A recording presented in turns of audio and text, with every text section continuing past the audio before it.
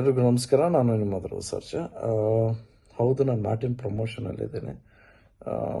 But ಮಾರ್ಟಿನನ್ನು ಒಂದು ನಿಮಿಷ ಪಕ್ಕಕ್ಕೆ ಇಟ್ಬಿಡೋಣ. ಇವತ್ತು ವಿಡಿಯೋ ಮಾಡ್ತಿರೋ ಉದ್ದೇಶ